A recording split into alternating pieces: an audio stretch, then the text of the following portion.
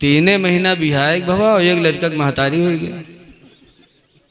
तो आदमी के चेहरा धीरे धीरे उतरे लागू के मर्द के चेहरा सुखाएगा वह हफ्ते भर में। तो क्या औरतिया कहे सारे सबके घरे लड़का पैदा होते हैं तो चेहरा चटक लागत है, और हमरे यहाँ जो दिन से पैदा हो तो चेहरा लटकते जाते, का बात है रे? तो कहीं तुमका कहीं गाँव में आफत मची है, कहीं का है, कहीं जहर जाए थे वहारे पकड़ पकड़ पूछते हैं कि आए 3 महीना बिहायक बहुत के लड़का कैसे होगा रे? तो औरतिया कहते तो समझा नहीं पावा तो कैसे का समझाए दी? जब 9 महीना जरूरी हो, 3 महीना भी यहाँ नतीजा धरा है तो हम का समझाए दी? तो औरतिया कैसे तुम हो गधा, जोर से हंसो ना, बात समझो।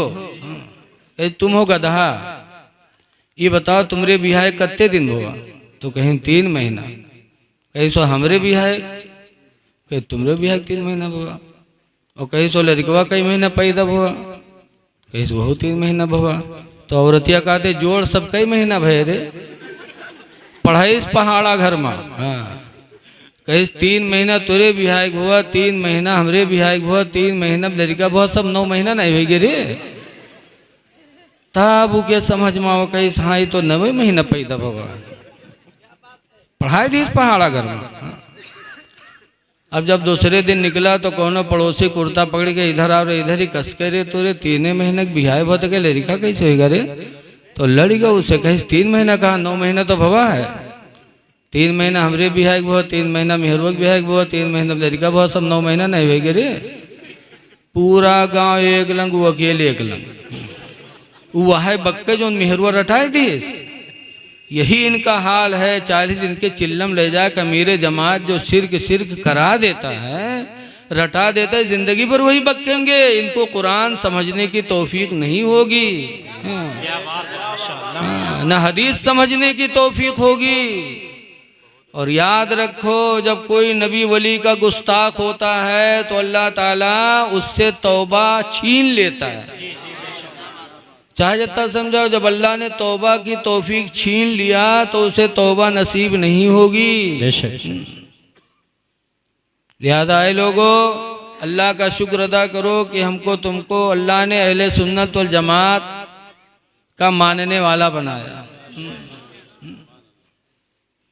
हमारा तो ईमान है, जो चीजें हराम थी कुरान ने बता दिया। शराब पीना हराम है, कुरान ने बता दिया। इन्नमल खमरो वल मैसरो रिजसुन, कुरान कहता बेशक शराब पीना जुआ खेलना है दोनों गंदगी हैं। रिजसुन गंदगी हैं, नापाक हो नहीं गई, ये नापाक ही हैं। मिनामल शैतान, ये शैतान के कामों से हैं। तो जुआ शराब ये दोनों गंदगी थी, कुरान ने बता दिया। तो कुरान ये मुहताज बयान नहीं है। इसलिए लोगों झगड़ा मत करो, किसी से झगड़ा ना करो। अगर कोई कहता है नबी पर सलाम हम पढ़ना शिर्क है, मना है, तो कह दो ठीक है, ईमान वालों को हुक्म है ना, हम पढ़ते हैं, बेईमानों को हुक्म नहीं है। और कुरान ने बता दिया, मैं इधर उधर से नहीं कहता। अल्लाह 22वें पारे में फरमाता या अय्युहल्लज़ीना आमनू, ईमान वालो, सल्लु अलैहि, नबी पर दरूद पढ़ो, वसल्लिमू तस्लीमा, और खूब खूब सलाम पढ़ो। तो ईमान वालों से अल्लाह ने कहा है।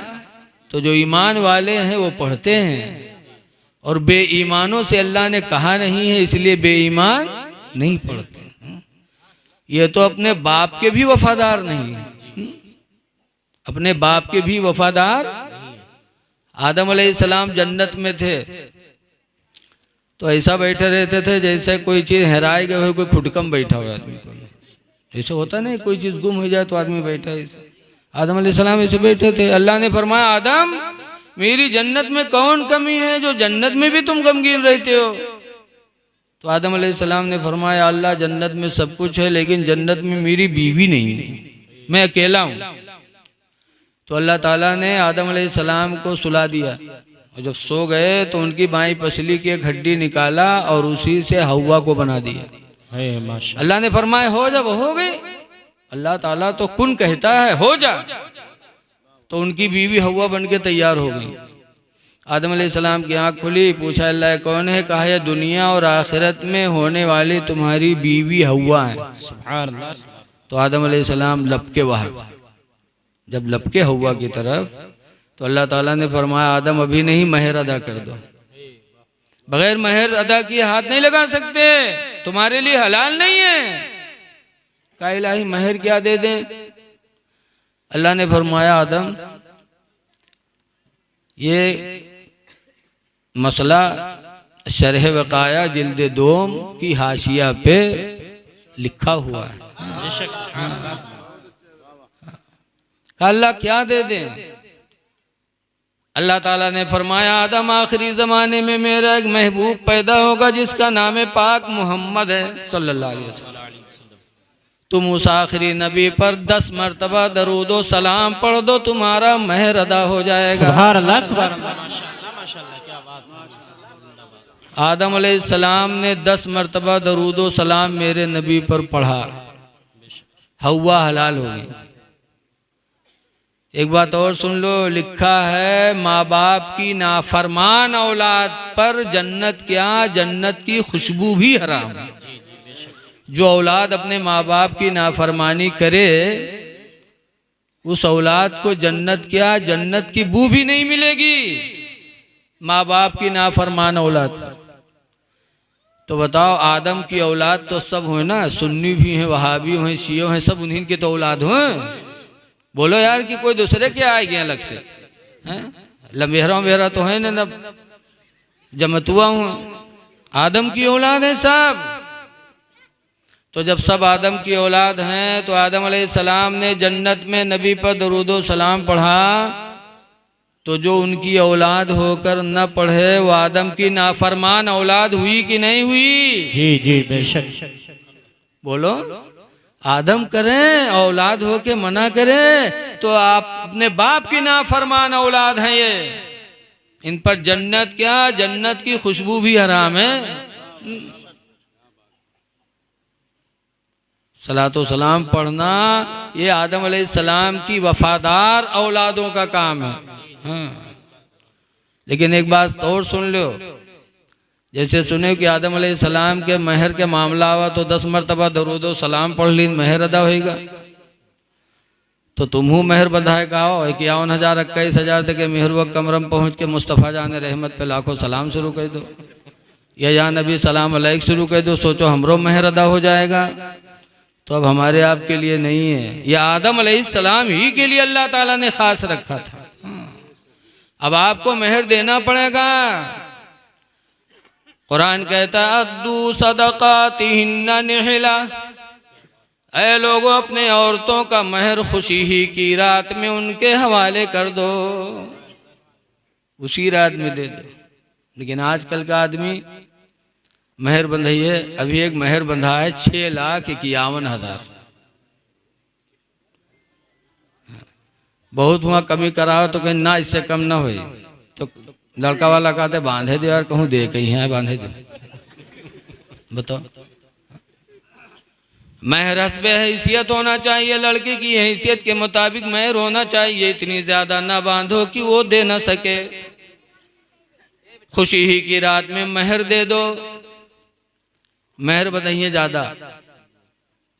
उसके बाद जब जाइए मेहरुआ के पास तो 20 रुपये के रसगुल्ला लेके जाइए, तो कह जी वो ठाड़ हैं सलाम करें, तो कहीं हैं तनी माफ़ कह दो, माफ़ कह दो। अब बताओ चुप्पे बैठी हो, कहते माफ़ कह दो। यही मारे मर्दन के मामला सब खत्म हो जाते। पहली रात में मेहरुआ जान जाते यू मर्द है कि मेहरा है। अगर इसके अंदर जर्रा बराबर मर्द की शान होती तो ये माफ़ी मांगता। जहाँ माफ़ी मांगे हो वही मेहरा समझेगे हो। इसीलिए औरतें जिंदगी भर लतियाती रहती और मर्द लात खाता रहता है, जिंदगी गुजारता रहता है। ऐ नौजवानों, हंसने की बात नहीं है, तुम मर्द हो। अल्लाह ने कुरान में फरमाया रिजालो कव्वामूना अलन्निसा, मर्द लोग औरतों के हाकिम हैं। मर्द औरत का हाकिम, और हाकिम होके माफी मांगे। हाकिम की शान ये है कि जिसका हक है उसको हवाले कर दे। क्या बात है, माशाल्लाह। तभी तो तुमको मानेगी, वरना यही सब होता है। क्या होता है जब आदमी माफी मांगे, जान के कि मामला गड़बड़ है, बस सुबह उठी जौन बासी कुसी रहे दे दी, मेहरो चुप्पे खाए ली, कहा बोले शान है ही नहीं। खा लिया, खा के चले गए, दिन भर वहाँ काम करते, गन्ना काटा था। और औरतिया बाद में ताजा खाना बनावा था, तब खाए के देखे मोहल्ला में घूम घूम पंचायत करी, हंसी खेली। और जब शाम हुई जाने की आवत है गन्ना काटे, बमू कुप्पा तना फुलाए घर में बैठ जी। अब वो निरहा तरसा जब है तो वही ढूंढी, अब्बा अम्मा का ना ढूंढी कि अब्बा का कहाँ देख ली तो एक हज के सवाब हो जाए।